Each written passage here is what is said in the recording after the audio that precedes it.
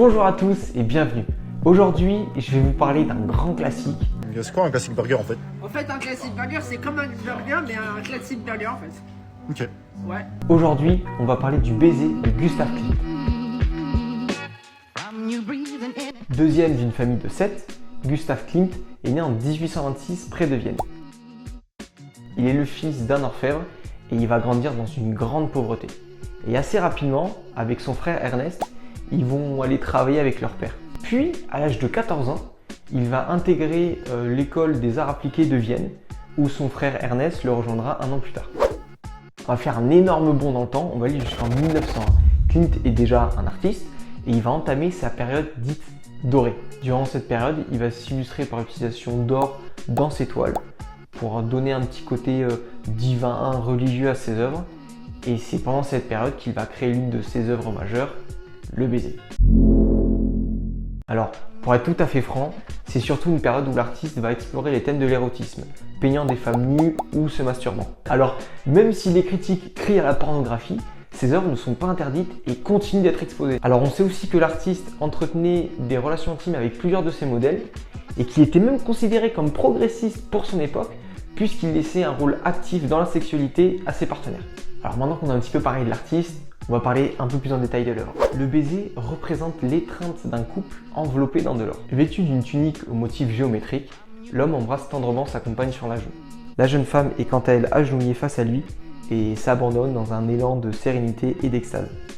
En somme, rien ne semble troubler leur parfaite harmonie. Alors la légende raconte que sur le tableau, le couple représenterait Klimt avec sa compagne de toujours, la créatrice de mode Emilie Flog. À moins que la femme ne représente l'une de ses nombreuses conquêtes.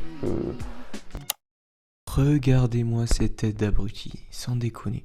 Bon, bref, petite parenthèse, c'était simplement pour préciser que cette œuvre, elle se veut aussi révolutionnaire dans la mesure où Klimt peint ce qu'on ne devrait pas voir habituellement.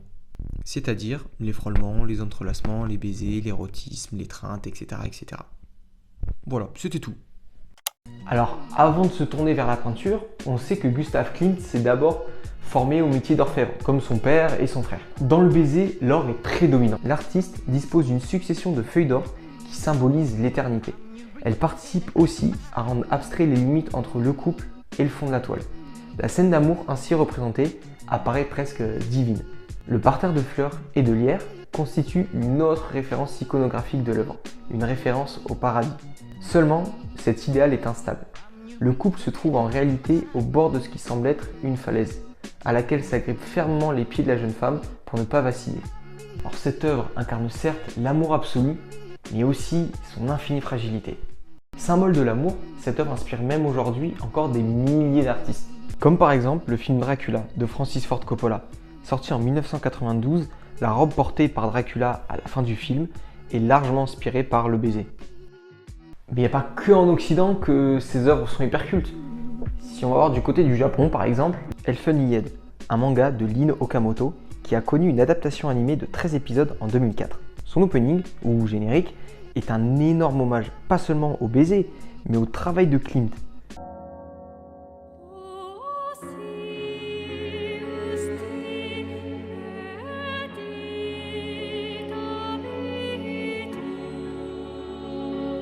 Même la chanson, avec son caractère biblique et ses morceaux de cordes dénudés que l'on voit, fait complètement écho au cycle de l'or de l'artiste.